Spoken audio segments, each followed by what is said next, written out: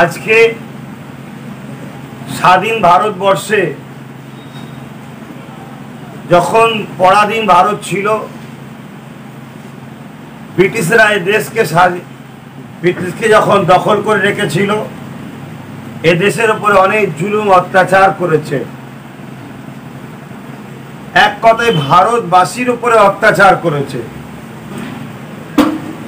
তৎকালীন সময় দেখা গেছে এই অত্যাচারটা তুলনামূলক মুসলমানদের উপরেও বেশি হতো,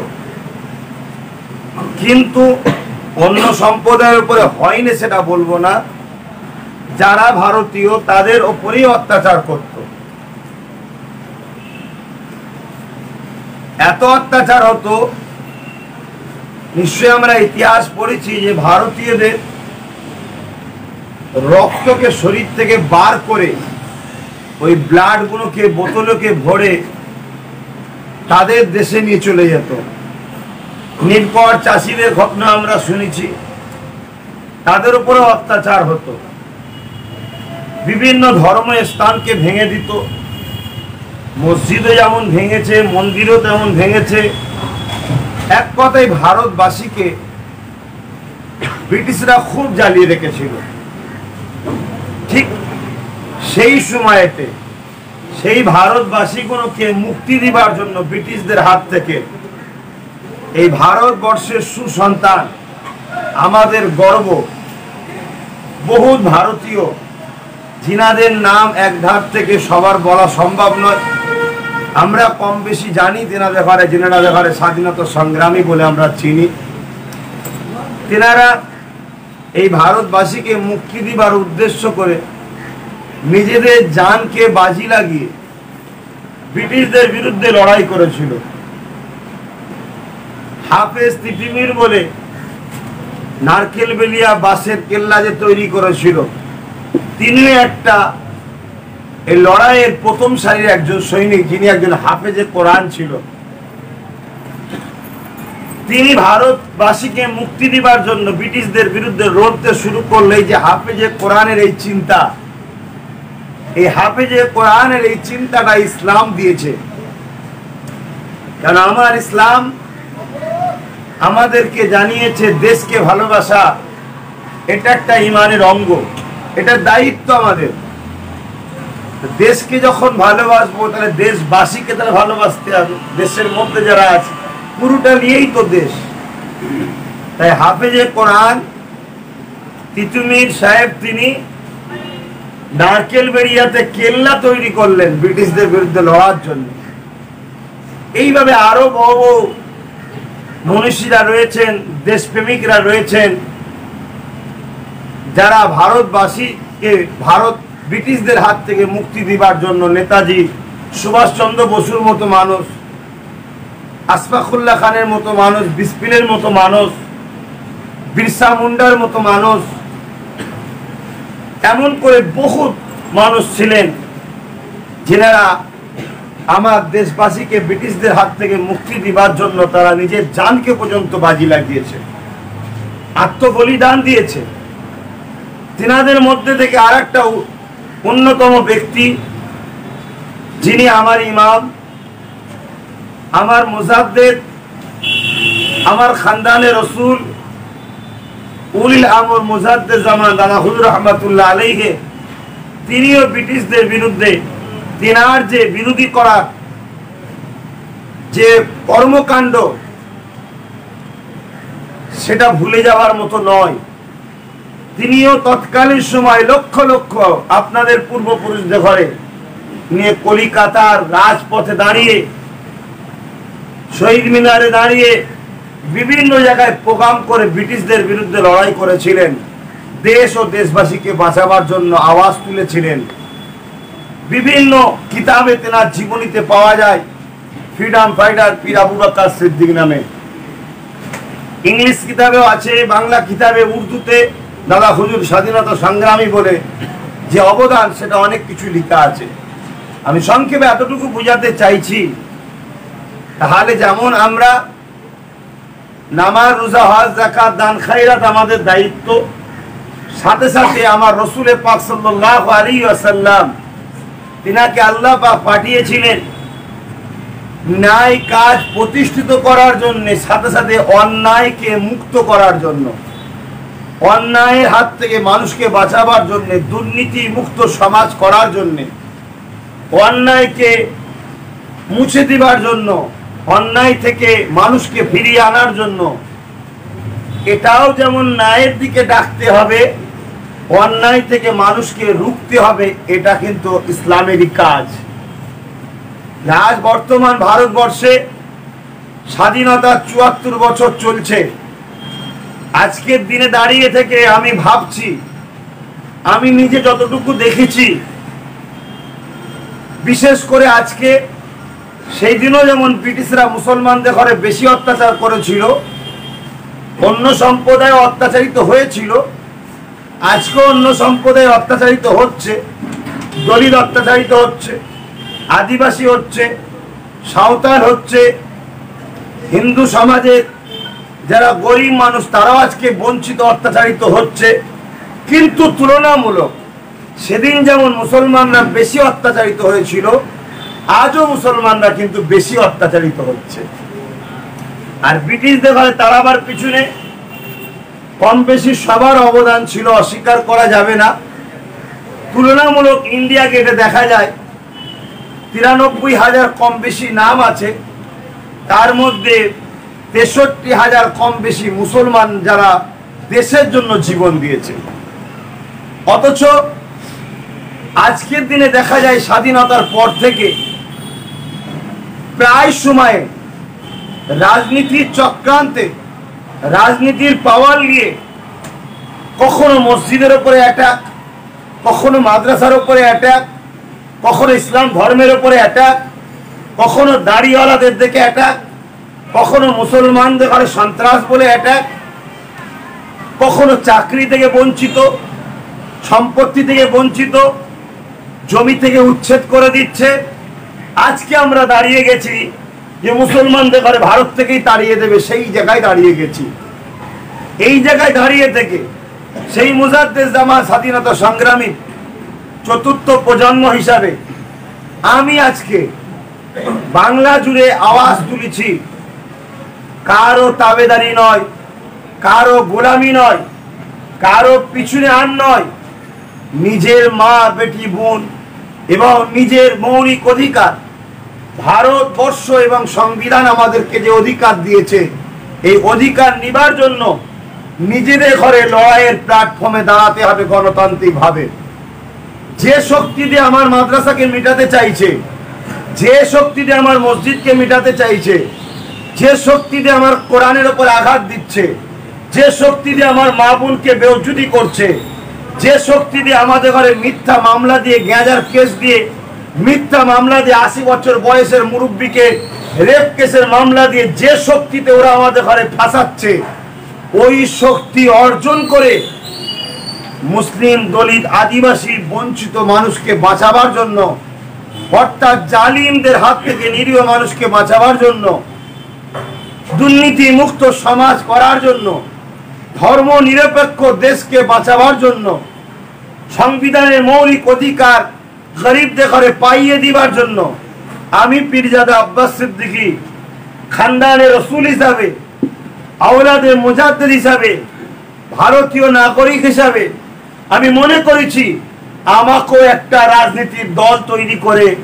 বঞ্চিত মানুষদের এক জায়গায় করে, আমাদের মধ্যে থেকে সৎ লিডার তৈরি করে তাদেরকে বিধানসভা, লোকসভা, বিভিন্ন রাজনীতির পদে বসিয়ে রাজশক্তি দিয়ে অসহায়ের খেদমত করা, জালিমদের হাত থেকে নিরীহদের, মজলুমদের আশ্রয় দিয়া, মিথ্যা কেসের হাত থেকে অসহায় মানুষকে বাঁচানো, দুষ্কৃতীদের হাত থেকে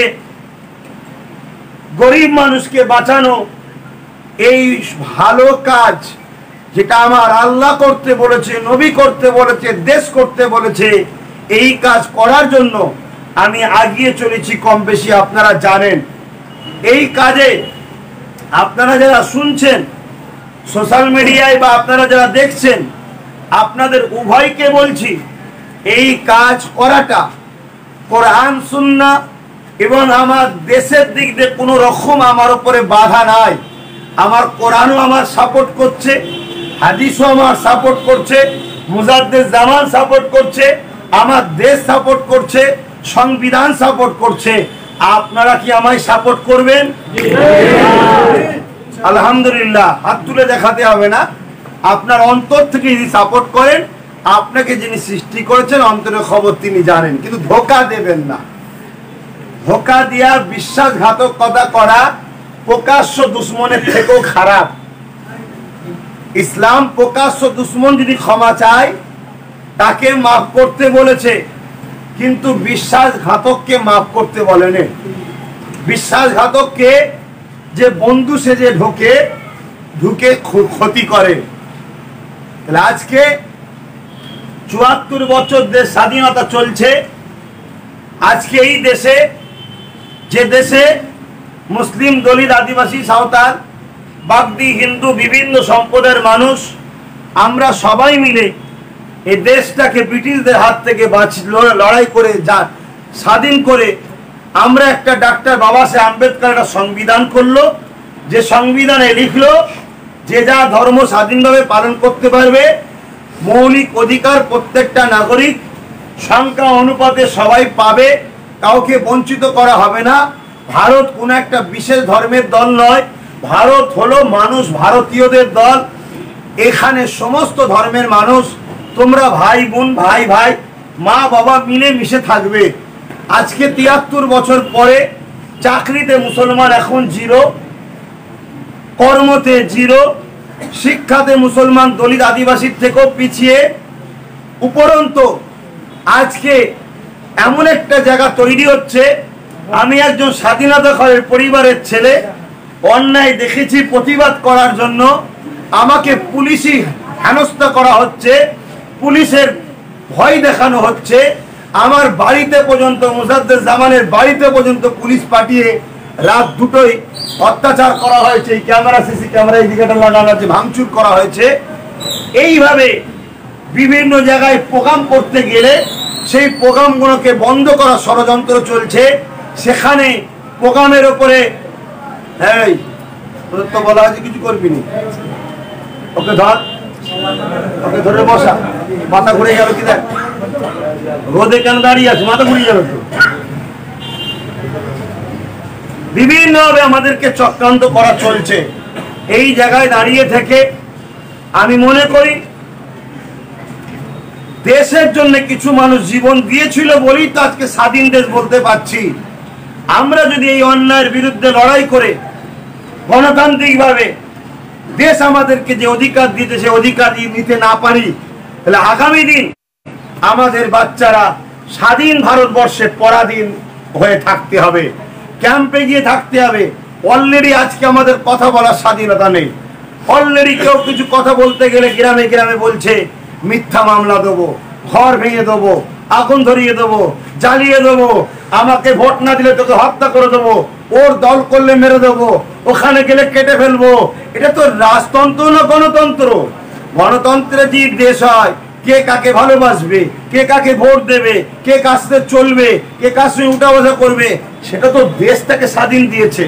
তুমি কে তাকে হুমকি দিবার? দেশের ওপরে যে কথা বলবে, দেশ যেটা স্বাধীন দিয়েছে তার বিরোধী যে কথা বলবে, তাহলে অবশ্যই সে দেশদ্রোহী। অতএব দেশদ্রোহী যদি আমার দেশের সমাজের নেতা হয়ে যায়, দেশদ্রোহী যদি প্রধান হয়, দেশদ্রোহী যদি মেম্বার হয়, দেশদ্রোহীদের হাতে যদি পার্টি চলে, দেশদ্রোহী ক্ষমতা যদি পার্টিদের হাতে থাকে, তাহলে এই দেশ তো খুব শিগগিরই বিদেশির কাছে আবার বিক্রি হয়ে যাবে। আমার দেশ বলছে তুমি তোমার ভোট দাও, স্বাধীনভাবে দাও, তোমার যাকে ইচ্ছা তার ভালো লাগে তাকে তুমি দাও। কিন্তু আজকে দেখুন মানুষ তার ভোটের অধিকার নাই। আমি কাকে ভোট দেবো? আমার ভালোবাসা যাকে পছন্দ হয়েছে তাকে তো নাকি। যদি আমি তাকে ভোট না দিতে পারি তাহলে আমার গণতন্ত্র রইল কোথা? আর আমার ভোট দিয়ে ভোটার সিস্টেমটা রেখেই কি লাভ হলো? তাহলে ভোটার সিস্টেম তুলে দিয়ে তাহলে রাজতন্ত্র হয়ে যাচ্ছে। অর্থাৎ এই জায়গায় দাঁড়িয়ে থেকে একজন দেশপ্রেমিক হিসাবে দূরে কাছে যে যেখানে দেখছেন প্রত্যেককে বলবো শেয়ার করুন, কপি না করে শেয়ার করুন। প্রত্যেককে বলবো দেশকে, এই দেশের মধ্যে যারা দেশদ্রোহী আছে, যারা দেশের গণতন্ত্রকে হত্যা করতে চায়, যারা দেশবাসীকে কৃতদাস বানাতে চায়, যারা দেশবাসী গরিবদের ইজ্জত আবরু লুটতে চায়, যারা দেশবাসীদের অধিকারকে কেড়ে নিতে চায়, তারা কখনো দেশপ্রেমিক হতে পারে না। যারা দেশপ্রেমিক তাদেরকে বলবো এই দেশদ্রোহীদের বিরুদ্ধে লড়াই করে আগামী দিন আমি যে ইউনিট তৈরি করছি, আমি যে একতা তৈরি করছি, এই একতার পাশে আপনারা আসুন। জাতি ধর্ম বর্ণ নির্বিশেষে সবাইকে একতার জন্য ডাক দিলাম। আশা রাখছি আপনাদের যদি কারো কিছু বক্তব্য থাকে এই বিষয়ের উপরে আপনারা বলবেন। আমার অধিকার আছে না নাই? দেশ ও দেশবাসীর জন্য ভাবা। আমার অধিকার রাজনীতি করার আছে না নাই? আমার ইসলাম রাজনীতি করতে আমাকে হারাম বলেনি। আমার ইসলাম আমাকে রাজনীতি করার অধিকার দিয়েছে। আমার নবী আমাকে অধিকার দিয়েছে। আমার মুজাদ্দেদ জামান আমাকে অধিকার দিয়েছে। আমার দেশ আমাকে অধিকার দিয়েছে। আমার সংবিধান আমাকে অধিকার দিয়েছে। আপনারা কি আমার অধিকারটা কেড়ে নেবেন না আমার পক্ষে সাথ দেবেন? দ্বিতীয় নম্বর, আজকে কিন্তু সমাজে একদল মানুষ আপনাদের ঘরে বোকা বানাচ্ছে যে হুজুরের ছেলে কেন রাজনীতি করবে। আমি প্রথমেই বলেছিলাম ইসলামে যেটা আছে সেটা আমার জন্য করা জায়েজ না না জায়েজ? ইসলামে রাজনীতি আছে, তাই আমি করছি। দ্বিতীয় নম্বর কথা, দাদা হুজুর কি রাজনীতি করেছে? আমি আবার বলছি, দাদা হুজুরের পিরিয়ডে আমি জন্ম নিইনি, আপনারাও জন্ম নেননি। এটা একটা ইতিহাস। ইতিহাসে পাওয়া যাচ্ছে দাদা হুজুর ও দেশ ও দেশবাসীর স্বার্থে 44 জন ভালো লোককে পছন্দ করেছিলেন, তাদেরকে মনোনয়নপত্র দিয়েছিলেন, বলেছিলেন বাবা আমি তোমাদের হয়ে লোককে বলে দেবো। দাদা হুজুর প্রচার করেছিলেন, তারা জিতেছিলেন, তারা দেশ ও দেশবাসীর হয়ে কাজ করেছিলেন। এটা ইতিহাসে পেয়েছি, বইয়ে পেয়েছি, আমি আপনাদেরকে শোনালাম। ভুল কি ঠিক কি তা বলা ভালো জানি, তবে এতটুকু জানি রাজনীতি করা যখন হারাম নয়, দাদা হুজুর একটা যুগ সংস্কারক, যুগের মধ্যে সমস্ত অন্যায় কাজের প্রতিরোধ দাদা হুজুর করবেন, এটা তার দায়িত্ব। 3 নম্বর কথা, আমি যা করছি তার জন্য নাকি বিজেপি চলে আসবে। কিছু অশুভ মানুষ পাড়ায় পাড়ায় বুঝাচ্ছে। কারা বুঝাচ্ছে? যাদেরকে যদি আপনি দেখেন তাদের বাইরেটা মুসলমান, ভেতরটা কিন্তু জালিমদের। কথা বুঝে আসছে? অর্থাৎ ইন্ডিয়ান মোবাইল নামে ভেতরে পার্টস কিন্তু চায়না। অতএব বাইরে মুসলমান কিন্তু এদের ভেতরটা জালিমদের। অতএব এই জায়গায় দাঁড়িয়ে থেকে তারা কিন্তু বোঝাচ্ছে আজকে যে যা করছে এতে কি বলে বিজেপি চলে আসবে সুযোগ করছে। আমি আপনাদেরকে জিজ্ঞেস করছি ভাই, পশ্চিমবাংলায় বিজেপি চলে আসবে না চলে এসেছে? আর আমি যা করছি বিজেপি চলে আসবে মানে আমি কি করছি? না আপনি প্রার্থী দিচ্ছেন, আমি প্রার্থী দিয়ে বিজেপি আসার ব্যাপারটা কি? পাকা হারিকেন লন্ডন হাতি সবাই মিলে প্রার্থী দিচ্ছে, কার বেলায় বিজেপি আসে না, আমার বেলায় এলো কেন? আর এতদিন তো বিজেপি, আমি তো প্রার্থী দিইনি, তাহলে বিজেপি আসলো কি করে? 2019 আমি প্রার্থী দিয়েছিলাম ভাই, 18টা বিজেপি পেলো কি করে? 3 নম্বর কথা, আমি কি বলেছি? জাঙ্গিপাড়াতে হুগলি জেলাতে 18টা সিট আছে, 5 জায়গায় আমি প্রার্থী দেবো। তাহলে যদি আসে 5 জায়গায় আসবে, 18 জায়গায় আসবে না তো? তাহলে বাকি 13 জায়গায় যদি আসে ওটা তো আমার দোষ নয়। ওটা কে আনলো ভাই সেটা আপনারা ভাবুন। ওখানে তো আমি প্রার্থী দিইনি, বিজেপি তো ছিল না। তাহলে এই 5 জায়গায় আমি প্রার্থী দেবো। যদি কেউ বিজেপিকে রুখতে চায়, যে বলছে যদি রুখতে চায়, তাহলে উচিত হবে এই 5 জায়গায় প্রার্থী না দেওয়া। কেন তারা যদি এই 5 জায়গায় প্রার্থী দেয় তাহলে ভোট ভাগাবে, তাহলে না দিলে তাহলে আমি বেরিয়ে যাবো, বিজেপি আসবে না, ঠিক না বেরি? দ্বিতীয় নম্বর, তারা যে 13 জায়গায় প্রার্থী দেবে আমি দেবো না, তাহলে বিজেপি আসবে না। সেই 13 জায়গায় তাদের আমি প্রচার করব। এই কথাটা ভালো না খারাপ? কিন্তু তারপরেও মানছে না কেন, সেটা আপনাদের উপর ছেড়ে দিলাম। সবচেয়ে বড় কথা, আমার তো মাথায় ঢোকে না, আপনারা বারবার যারা বলে বিজেপি বিজেপি বিজেপি, আপনারা বিজেপিকে ভয় করেন? আচ্ছা বিজেপি কি শুধু মুসলমানের বিরোধী?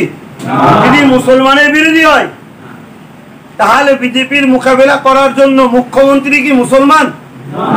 তাহলে ওনার হাতে আমি দায়িত্ব দিয়ে রেখেছি কেন?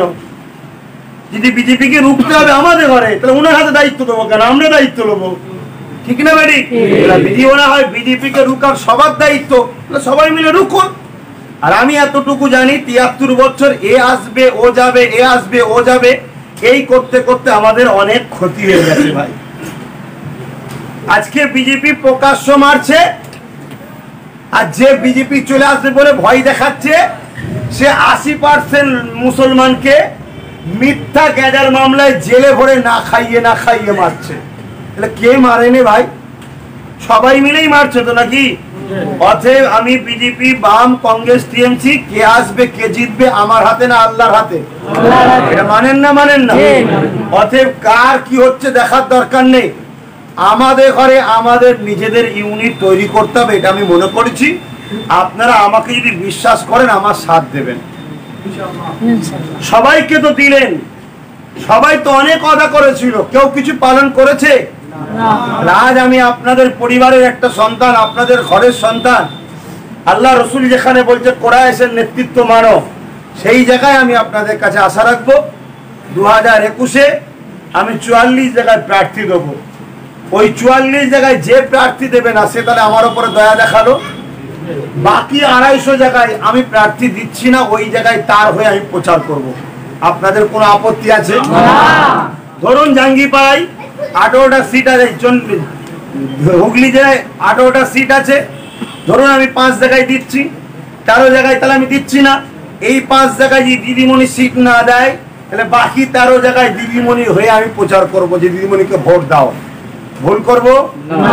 আপনারা আমায় সাপোর্ট করবে? এই যদি দিদিমণি না মানে, তাহলে এই 5 জায়গায় যদি বাম কংগ্রেস মেনে নেয়, তাহলে বাম কংগ্রেসকে বাকি 13 জায়গায় আমি প্রচার করব যে দিদিমণিকে নয় বাম কংগ্রেসকে জিতাও। কথা বুঝছেন না? বোঝেন না? অতএব আমরা 3 জন মিলে তখন সরকার করব। আমার বক্তব্য হচ্ছে, ওই যে চেয়ারটা মুখ্যমন্ত্রীর, ওই চেয়ারটায় 3টে পা সে টেনে নিক, কিন্তু একটা পায়া আমাদের হাতে দায়িত্ব রাখতে হবে। আজকে আমি যে বসে আছি এতে, এরও 4টে পা আছে। যদি 3টে নিয়ে থাকি এতে বসা যাবে না, আর একটা পায়ার দরকার আছে। অতএব 3টে নিচ্ছেন নেন, একটা যদি আমাদের হাতে থাকে তাহলে আমরা আমাদের অধিকারটা সময় মতো ঠিকভাবে পাবো। আর না হয় ওই ভাড়া খেতে সব পাইয়ে দেবো, সেখানে জিতার পরে 5 বছর ধরে আমাদেরকে মারবে, আর ভোটের সময় হলে 10, 20, 50 কোটি টাকাতে গুন্ডা ভাড়া করবে। সে গুন্ডা বুতে বুতে এসে বোম মেরে আর করে দখল করবে, আমাদেরকে ভোট দিতে দেবেন। আস্তে আস্তে এটা হচ্ছে না হয়নি? আগামীতে আরো ভয়ানক হবে, ভোটই হবে না। অতএব সময় থাকতে থাকতে আমরা সামনে ইলেকশনে কোন রকম ভাবে যে যাই টাকা দিক নিয়ে নেবো, যে যাই দিক নিয়ে নেবো, আমরা বিক্রি হব না। ঠিক না বেটি? আমরা তার সাথে বন্ধুত্ব করব যে আমাদের ঘরে 44টা জায়গায় সিট ছেড়ে দেবে। ঠিক আছে? অতএব এই জায়গায় আমি যে কাজটা করছি আপনারা একটু সাক্ষী দেবেন। এই কাজ করার আপনাদের কারো কোনো আপত্তি আছে? তাহলে আপনাদের কারো কিছু জিজ্ঞেস করার থাকে একটু বলুন। কারো কিছু যদি এই বিষয়ের উপরে প্রশ্ন থাকে বলতে পারে। হ্যাঁ, নলেজ সিটির কাজ এখন বন্ধ আছে, ডিসেম্বর থেকে কাজ শুরু হবে ইনশাআল্লাহ। লকডাউনের কারণে কাজ বন্ধ আছে, ডিসেম্বর থেকে শুরু হবে। যদি সমাবেশ করতে সবাই পারে সুযোগ সুবিধা, তাহলে অবশ্যই আমাদের ভালো।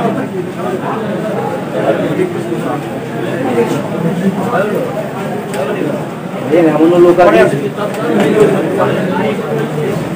ভাইয়া, এমনও লোক আছে যে এই কথা ছড়াচ্ছে, আমরা হাওড়া জেলার মধ্যে এমন লোক আছে ছড়াচ্ছে কথা যে নলেজ থেকে পুরো জমি কিনতে পারিনি, অথচ সিবিআই তখন দিচ্ছে জমির মালিকরা পয়সার জন্য সঙ্গে ছড়াচ্ছে। এমন লোক বলছে তাদের যদি মনে হয় প্রুফ করা করুক, তারা আমারও তো হেঁটে গেলে লোক বলছে অনেক অনেক কিছু বলি।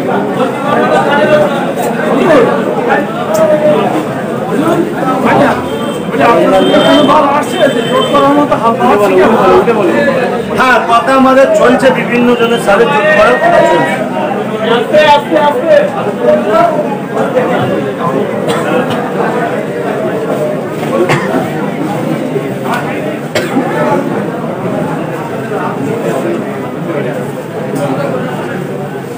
বলুন আর কি বলছেন, বলুন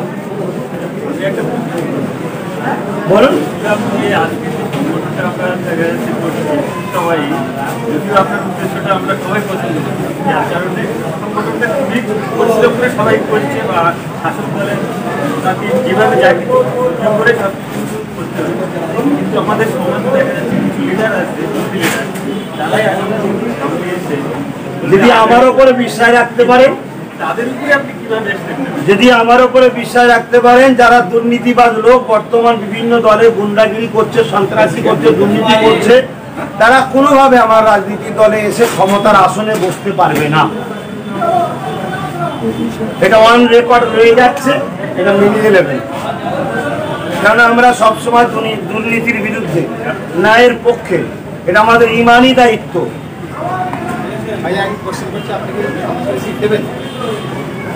ওইভাবে বলতে পারবো না, আমাদের যাদের সঙ্গে জোট হবে, যদি আমি না দিই যে জোট হবে সে তো দেবে, ওটা তো আমারই সিট, আমরা উভয় মিলে তো দল করছি।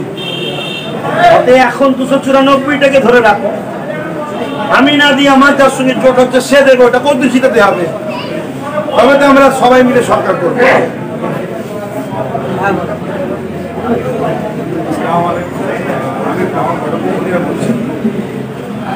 মানে এখন বর্তমান যে নেতা আছে তারা প্রচার করে বেড়াচ্ছে যে উপরাষ্ট্রপতি যেসব মির্জারা আছে বা ছেলেরা আছে তাদেরকে আমরা আসলে ভালোবাসি, তারা আমাদের এলাকায় আসুন, এসে ধর্মের কথা বলুন, হাদিস কোরআনের কথা বলুন, আর এখানে এসে রাজনীতি করলে আমরা আমাদের যোগ্য জবাব দিয়ে দেবো। আমার প্রশ্ন হচ্ছে এই রাজনীতি, এই গণতন্ত্র নাম তো আমাদের নতুন মানুষ, এই বিষয়ে আপনি বলেন। সেই বিষয়টাই বললাম, এখনই বলেছি যে ইসলাম একটা কমপ্লিট জীবন ব্যবস্থা।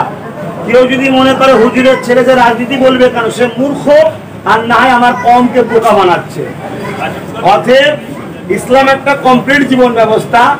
দেশ ও দেশবাসীকে গণতান্ত্রিকভাবে কিভাবে পরিচালনা করতে হবে এটা ইসলাম শিখিয়েছে।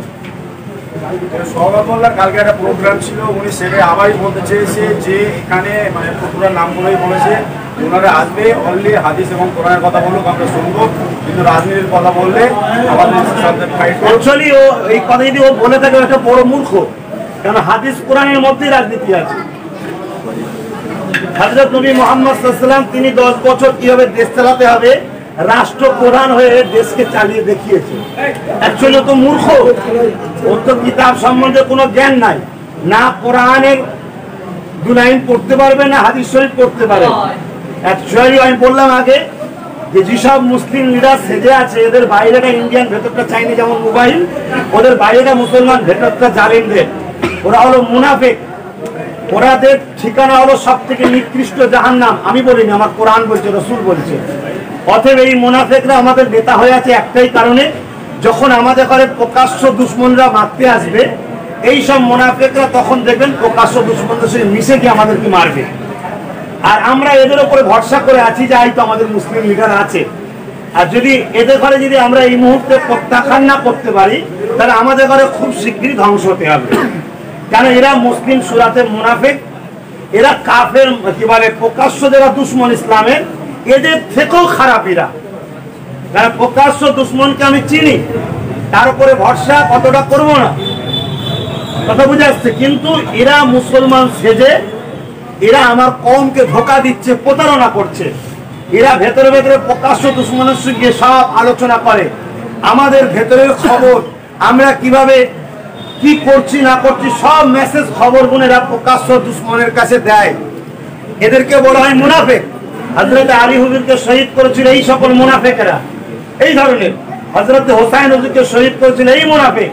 আজকে এই মুনাফিকরা আজকে বলছে ফুরফুরা পীর সাহেব রাশিদি রাজনীতির কথা বলে আমরা যোগ্য জবাব দেবো। এরা ইসলাম পেয়েছে আমাদের পূর্বপুরুষদের ওসিলায়, অথচ এদের মুখের কথা যে পীরের আওলাদরা এলে কোরআন হাদিস বলবে। আরে কোরআনের ন্যায়ের কথা আছে না নাই? আমফানের টাকা চেড়ে খাচ্ছ, এটা নাই না অন্যায়? অন্যায়ের বিরোধী করা ইসলাম আমাকে ইজাজত দিয়েছে। গরিব মেয়েদের মিথ্যা মামলা দিয়ে তাদেরকে কেস দিচ্ছ, গরিব ছেলেদের ঘরে গেঁজার কেস দিচ্ছ, বয়স্ক মানুষদের ঘরে তাদেরকে রেপ কেসের আসামি করছো, মানুষকে অত্যাচার করছো, কার ঘর ভেঙে জুলুম করছো। এটা অন্যায় না? অন্যায় না? আবু জেহেল করেছিল, দয়ার নবীর বিরোধী করেছিল। উতবা করেছিল, দয়ার নবীর বিরোধী করেছিল। এজিদ করেছিল, ইমামে হোসাইন তাই বিরোধী করেছিল। পৃথ্বীরাজ চৌহান করেছিল, গরিবের নওয়াজ তাই বিরোধী করেছিল। অতএব যারা মনে করে পীরের আওলাদ এসে কোরআন হাদিসের কথা বলবে আর রাজনীতির কথা হলো কোরআন হাদিসের বাইরে, তারা ইসলামকে অস্বীকারী মুশরিক কাফের, তারা ইসলামকে তারা অস্বীকার করলো। অতএব যার নাম বললে ওই বেঈমান যদি বলে পীরের আওলাদ কোরআন হাদিসের কথা বলবে অথবা রাজনীতি কথা বলতে পারবে না, তার মানে রাজনীতিতে কোরআন হাদিসের রাজনীতি নেই, ইসলামের রাজনীতি নেই। তাহলে ইসলামের রাজনীতি নেই, তাহলে ইসলাম কমপ্লিট নয়। তাহলে ইসলামের গায়ে দাগ লাগালো, ইসলামের গায়ে দাগ লাগানোর জন্য বেঈমান কাফের হবে। অতএব ওর জানাজা পর্যন্ত পড়া শরীয়তে না যায় যাবে। এটা আমার বাপের ফতোয়া নয়, এটা শরীয়তের ফতোয়া। এবারে যদি ধর্মীয় জলসায়, আমি বললাম ধর্ম ইসলামে তো সবকিছু পাঠ আছে। ব্যবসা বাণিজ্য কিভাবে হবে, সংসার জীবন কিভাবে হবে, আত্মীয়তা কিভাবে হবে, পাড়া প্রতিবেশী কিভাবে মিশবে, নিজের দেশবাসীর সঙ্গে কিভাবে মিশবে, সমস্ত কিছু, রাষ্ট্রনায়ক কিভাবে হবে, দেশ কিভাবে চালাবে, প্রজাদের কিভাবে চালাবে, সমস্ত কিছু শিক্ষা ইসলামে আছে। সবচেয়ে বড় কথা, যার কথা বললেন ও এত বড় মূর্খ, ও তো ঘটকপুকুরে করোনার সময় যেখানে মানুষ লকডাউনে মানুষ মারা যাচ্ছে বিমারে, সেই সময় গায়ের যোদ্ধাকে আইনকে মোড়াগুল দেখিয়ে প্রোগ্রাম করে সেখানে বক্তব্য দিচ্ছে। আব্বাস সিদ্দিকী বলেছে আমি নূরের তৈরি। তুই রাজনীতির মাঠে এসে নূর না মাটি তুই কি বুঝিস মূর্খ? আসাদ গরজে পা দিচ্ছিস মূর্খ? তুই নূর না মাটি কি বুঝিস? হযরত নবী মুহাম্মদ সাল্লাল্লাহু আলাইহি ওয়াসাল্লাম বলছে আউয়ালু মা খালাকাল্লাহু নূরি ওয়া কুল্লু শাইইন মিন নূরি। আল্লাহ সর্বপ্রথম আমার নূরকে সৃষ্টি করেছে, আমার নূর থেকে তামাম কায়নাত সৃষ্টি হয়েছে। তামাম কায়নাতের মধ্যে আমরা পড়ছি না পড়িনি? এই মূর্খকে জিজ্ঞেস করেন এটা কোন হাদিসে আছে বলতে পারবে? ও উঠে বলছে উনি নূর বলেছে, আমার উপর দরুদ পড়তে হবে। আরে দরুদ কাকে বলে? দোয়া। আল্লাহুম্মা সাল্লি আলা মুহাম্মাদিন ওয়া আলা আলি মুহাম্মাদ। আলে মুহাম্মদ খানদানে রাসূলের জন্য দরুদ আছে না নাই? আছে। খানদানে রাসূলের জন্য দোয়া চাইতে হয় না হয় না? তাসাউদ পড়ে, নামাজ তো পড়ে না, ফাসিক বেহুদা, জুম্মা পড়ে কি সন্ত্রাসী বেঈমান? কথা বুঝে আসছে? তাহলে সে কি বুঝবে তাসাউদের মধ্যে কি আছে? ইবাদিল্লাহিস সালিহিনের ব্যাখ্যা কি? শুধু নবীর খানদান কেন, প্রত্যেকটা নামাজি, মুত্তাকি, নেককার, পরেজগার, মুত্তাকি আম ঘরের ছেলে একটা হিন্দু ঘরে জন্ম নিয়ে সে যদি ইসলামের মধ্যে ঢুকে মুত্তাকি হয়, পরেজগার হয়, নেককার হয়, আল্লাহ প্রেমিক হয়ে যায়, তার জন্য তাসাউদের মধ্যে বলা হচ্ছে তারও দোয়া তোমরা কামনা করো। অতএব ও মূর্খ। আর এই মূর্খ যদি আমাদের সমাজের নেতা হয়, মুসলমানদের আগামী দিনে আরো পতন হবে। এই জায়গায় আমার ইসলাম আমাকে দায়িত্ব দিয়েছে, আমার নবী আমাকে দায়িত্ব হুকুম করেছে, আমার দেশ আমাকে অধিকার দিয়েছে, আমি করব। হ্যাঁ, ওর কাছে এখন বোম আছে ভাই, ওর কাছে বন্দুক আছে, ও সন্ত্রাসী করে, ও দেশদ্রোহী, হ্যাঁ ঠিক আছে, ওর কাছে যা আছে থাক না। আরে আমার কাছে কিছু নেই তো কি হয়েছে? আমার কাছে দুটো হাত আল্লাহ দিয়েছে, বললো বান্দা আমার কাছে চা। আমি আল্লাহকে বলবো আল্লাহ ও বড় গুন্ডাগিরি করছে, বড় দুর্নীতি করছে, মানুষগুলোকে জ্বালাচ্ছে। আল্লাহ একটা তোমার বান্দা বিপদে পড়েছিল, দেখতে গিয়েছিলাম, সে তাকে মেরেছিল কেন? আমার সংগঠন করে বলে। আর আহলে সুন্নাত ওয়াল জামাত কার দল? আমার দল, এটা আমার দয়ার নবীর দল। ওই নবীর দলের কাজ বর্তমান আমি করছি, আপনি করছেন, সবাই করছে, এক একজন এক একটা নাম যে করছে, আমি সেই নামটাকে রেখেই করছি। কথা বুঝে আসছে? আজকে সেই সংগঠনের করে ছেলেটা, তারা কিছু, আরে 50টা কাজের মধ্যে 5টাও তো করতে ছেলেগুলো। আজকে লাখ লাখ ছেলে, হাজার নয় লাখ লাখ ছেলে আমার হাত ধরে এই সংগঠনে এসে আজকে তারা নামাজ পড়ছে, ইয়ং ছেলে আজকে নামাজ পড়ছে, তারা পরিবর্তন হচ্ছে। কিন্তু এই বেঈমান গুলো এরা চাই মুসলমানদেরকে ধ্বংস করব। এরা প্রকাশ্য দুশ্মনের থেকেও খারাপ, এরা প্রকাশ্য দুশ্মনের থেকে খারাপ।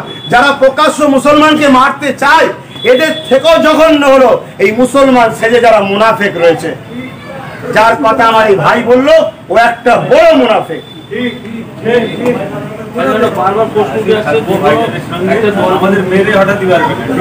আরে মরতে তো একদিন হবে, মরতে তো একদিন হবে। তুমি যদি জীবনের ময়া করো, সাহাবা হুজুররা নিজের জীবন দিয়ে হককে জিন্দা করেছে। আমি কি বললাম? এই ভারতবর্ষে কি বলে হাফেজ তিতুমির সাহেব, তারপরে আশফাকুল্লাহ সাহেব, গান্ধী বাবুর মতো লোক, আরো কত যারা ছিলেন, তারা সব তো নিজের জীবন দিয়ে দেশকে স্বাধীন করেছে। যদি তারা আজকে জীবন না দেব বলতো তাহলে আমরা স্বাধীন দেশ পেতাম? আজ এই ন্যায়কে প্রতিষ্ঠিত করার জন্য ওদের গুলি ফুরিয়ে যাবে, বোম ফুরিয়ে যাবে, ইনশাআল্লাহ ওরা মারতে মারতে হাঁপিয়ে যাবে। আমরা আল্লাহর দিনকে, সত্যকে, ন্যায়কে, দেশকে, দেশবাসীকে, কি বলে সভ্য সমাজকে জিন্দা করতে করতে, জীবন দিতে দিতে আমরা হাঁপাবো না ইনশাআল্লাহ। ঠিক আছে?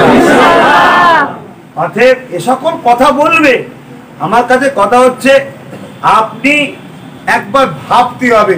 এতদিন তো সবাইকে দেখলাম, আর এ তো ভালো কথা বলেছে যে 44 জায়গায় আমি দেবো, ওই 44 জায়গায় তুমি দেবে না। আরে তোমার যদি ভোট থাকতে পারো, তুমি যদি রাজনীতি করতে পারো, আমারও ভোট আছে, আমি করবো না কেন? যদি মনে করো তোমার ভোট নেই, তাহলে আমাকে তো পেরেশান কেন তোমরা? আমাকে তো পেরেশান। আমি তো এখনো রাজনীতি দলের ঘোষণা করিনি, আমি তো শুরু করেছি করবো রাজনীতি।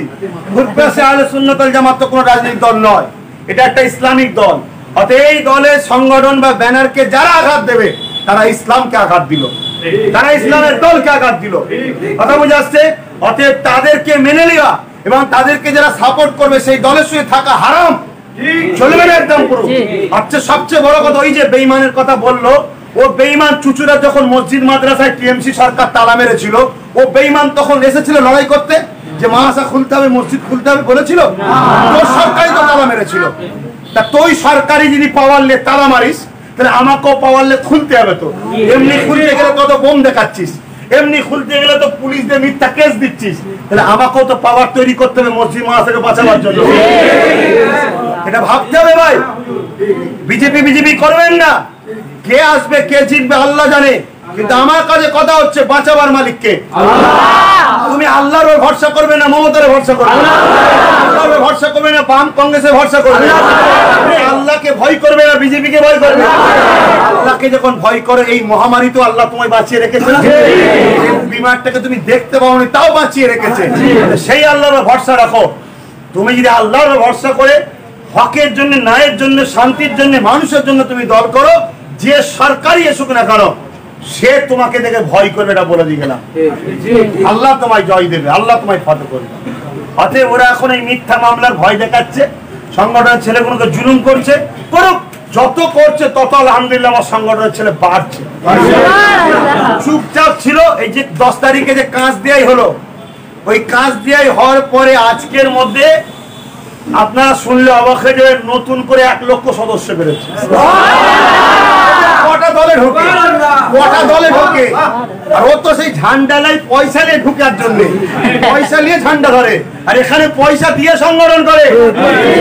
মানে এটা মোস্তফা জানে রহমতের ভালোবাসাই করে, এটা আল্লাহর জন্য করে, এটা দেশের ভালোবাসাই করে, এটা ন্যায়ের জন্য করে, এটা আমাকে কেউ সন্তান বা কেউ ভাই মনে করে আমার সঙ্গে দল করে। অতএব একদিন আমরা ভাড়া খেটেছি, পরের হয়ে খেটেছি, আমার বক্তব্য পরের হয়ে খাটবো না। আমারটা আমার কাছে থাকবে, যার প্রয়োজন মনে হবে আমারটা দেবো, কিন্তু আমার হক, আমার অধিকার, আমার যেটা পাওনা সেটা টাইমে টাইমে আমার কম, আমার জাতি এবং দলিত, আদিবাসী, গরিব মানুষ, আমার দেশবাসীকে দিতে হবে। তার উপরে জুলুম করা যাবে না, মানুষকে বাঁচতে দিতে হবে। দুবেলা দুমুঠো খেতে দিবার বেলায় নেই, মানুষের খাবার কেড়ে নিচ্ছে। ফুটপাতের ধারে যত সব ঠেলাওয়ালা রাখে, যত সব আইন ওদের জন্য, একটা মানুষ খেটে নিয়ে আসবে, যত বিচার ওদের জন্য। কথা বুঝে আসছে? কোটি কোটি জায়গা ঘুটানো করে ফেলছে ধনী লোকেরা, তাদের বিষয়ে কোনো কারো চিন্তা ভাবনা নেই। গরিবদের পেটে সবাই লাথি মারছে, আর গরিবদেরও দোষ আছে। তোমরা ভোটের সময় বিক্রি করো কেন ভোটগুলোকে? কেন ভোটের সময় ভোট বিক্রি করবে? তোমরা প্রতিজ্ঞাবদ্ধ হও, আমরা কাউকে ভোট বিক্রি করবো না। যা খামের মধ্যে টাকা পয়সা যা আসবে নিয়ে নেবে, ওটা তোমার পাওনা, কিন্তু ভোট বিক্রি করবে না। ভোট দেবে তাকে যাকে নিয়ে 5 বছর তুমি সুখে থাকবে। মনে রাখবে, যার মধ্যে শিক্ষা নেই তাকে কখনো ভোট দেবে না। আগে তার সার্টিফিকেট দেখো যে কত ক্লাস পড়াশোনা করেছে। দ্বিতীয় নম্বর হলো তার স্বভাব চরিত্র দেখো, তার চরিত্র ভালো কিনা। কথা বুঝে আসছে? ঘরে পরিবার থাকার পরও ইনি কোদিক দৌড় ঠেলছে নাকি দেখতে হবে। কথা বুঝে আসছে? মা পেটিতে ঘরে যে ইজ্জত দেয় না, পরের মেয়ে দিয়ে খারাপ না যেতে, সেবার নেতা হয় কি করে? 3 নম্বর কথা দেখতে হবে, সে রাজনীতিতে আসার আগে সে আরো নিজের গাড়ের পয়সা দান টান করেছে কিনা, অভ্যেস আছে কিনা। এই 3টে দেখে তারপরে তাকে ভোট দাও, কারণ 5 বছর তাকে থাকতে হবে। আজকে কেউ যদি তোমাকে 500 টাকা দেয়, কেন দিল ভাই? 500 টাকা দিল কেন? তার বিনিময়ে তোমার কাছ থেকে কি কিনছে? ভোট। এটা কিনা বেচা হচ্ছে তো, কিনা বেচা যখন হয় যে 500 টাকায় ভোট কিনলো সে তোমাকে 5000 কালকে বিক্রি করবে না? 3 নম্বর আরেকটা কথা বলো, তুমি ধরো না আব্বাস সিদ্দিকীর কথাই না মেনে বিজেপি আসার ভয়ে তুমি ধরো না অন্যজনকে ভোট দিলে, অন্যজনকে ভোট দিবার পরে দেখা যাচ্ছে তারা সব জিতার পরে বিজেপিতে ঢুকে গেল, তখন তোমার কি হবে? এই টিএমসি থেকে বিজেপিতে নেতারা ঢুকছে না ঢোকে? ধরেন বিজেপি টিএমসি থেকে ভোট দিলে, টিএমসি কে ভোট দিলে একটা কথা বিজেপিতে ঢুকে গেল, তখন আপনার কি হবে? আমার বক্তব্য হচ্ছে আমি টিএমসির বিরুদ্ধেও নয় পক্ষেও নয়, ভুল বুঝবেন না, তারা আমার সঙ্গে বিরোধী করছে, আমি করিনি এখনো, আমি করবো যদি এরা শুধরায়, আর আমি যেদিন করব আমার রূপ আরো দেখবে এরা, কিন্তু কিছু দেখেই না এখন এরা। কথা হচ্ছে তাহলে আজকে আমার বক্তব্য যে আমার নিজের হাতে কমসে কম কিছু থাকুক, বিপদে পড়ে গেলে একটু হলেও তো লড়াই করতে পারবো। খালি হাতে থাকলে বসিয়ে মার খেতে হবে, আর যদি হাতে কিছু থাকে কমসে কম একটু হলেও প্রতিরোধ করতে পারবো তো নাকি? খারাপ নেবেন না, আমি কাউকে কুকুর বলতে চাইছি না, বুঝাবার জন্য বলছি। আমরা যদি 50টা লোক দাঁড়িয়ে থাকি তারপরেও দেখবেন কুকুর ঘেউ ঘেউ করবে, ঠিক না বেটি? কেন এতগুলো লোকটাও ঘেউ ঘেউ করছে কেন? কুকুর লোক বোঝে না, কুকুর লাঠি বোঝে। কিন্তু একজন দাঁড়িয়ে থাকবে, কিন্তু হাতে যদি লাঠি থাকে ঘেউ ঘেউ করবে না। আমি কাউকে কুকুর বলছি না, বুঝাবার জন্য বলছি। এই যে মুসলিমদের মারো, দলিতদের মারো, আদিবাসীদের মারো, গরিবদের মারো, কেন বলছে? আমাদের হাতে লাঠি নেই বলে, তাই অর্থাৎ আমাদের হাতে এমএলএ নেই, তাই এত ঘেউ ঘেউ করছে। যদি গোটা 40-50 এমএলএ এসে যায় না, সব দেখবেন ছুটবেন এক গুটিয়ে। অতএব একটা অরাজনৈতিক সংগঠন তোমাদের এই পীরের বাচ্চা যদি বাংলা কাঁপিয়ে দিতে পারে, তোমরা যদি আমার উপর বিশ্বাস করে 44টা যদি আমাকে দাও, ইনশাআল্লাহ তোমাদের একটা কেউ কোনো ক্ষতি করতে পারবে না। তোমরা আমাকে ভোট দাও, আমি তোমাদের ঘরে স্বাধীনভাবে মাথা তুলে বাঁচার অধিকার দেবো।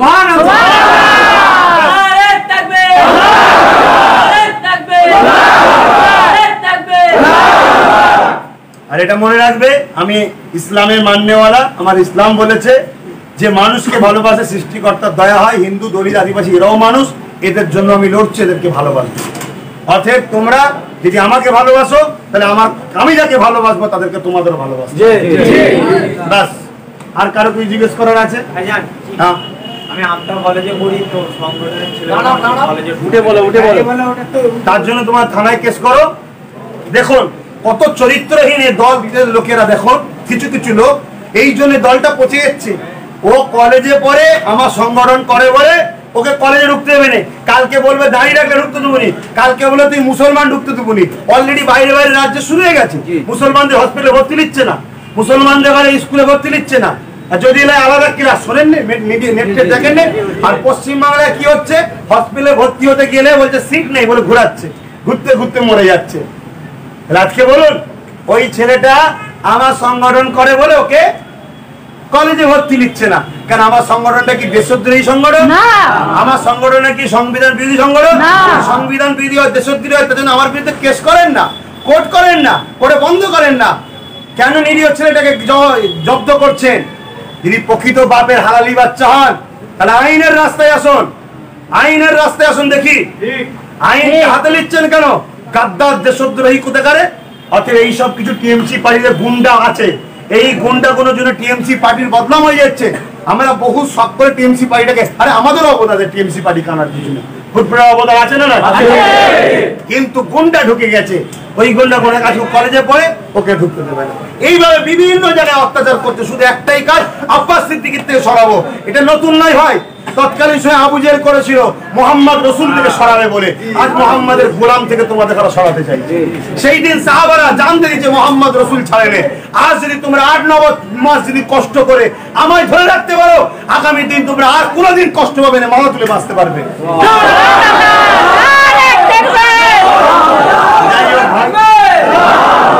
তুমি পার্সোনাল দেখা করবে, আমি আইনত ব্যবস্থা নেবো, তোমার কোর্ট কেস করবো দরকার হয়। কথা বুঝে আসছে? যাই হোক, আল্লাহুম্মা আমিন।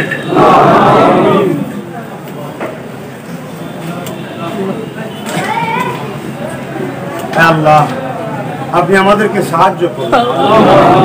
জালিমদের হাত থেকে আমাদের জানমাল বাঁচান আল্লাহ। আমাদের জীবনের গুনাহ খাতা আপনি মাফ করে দেন।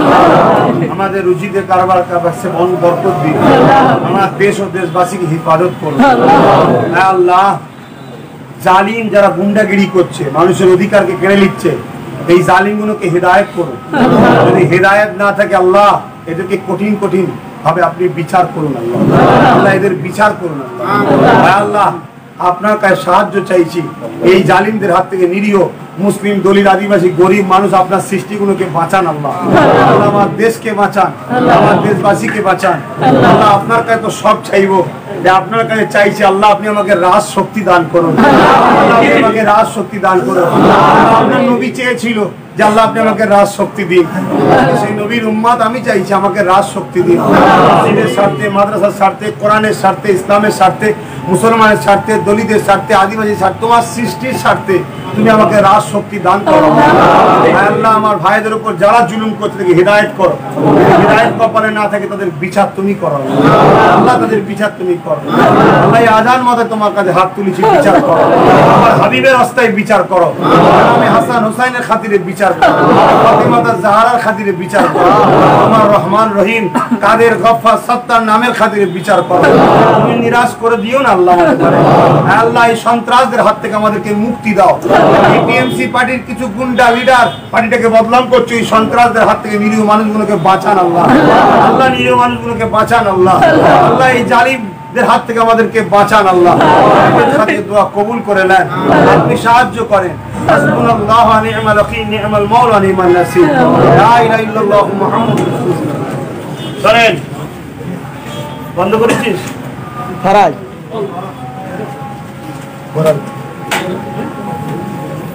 এই একটা কথা বলছিলাম তো শুনলেন না?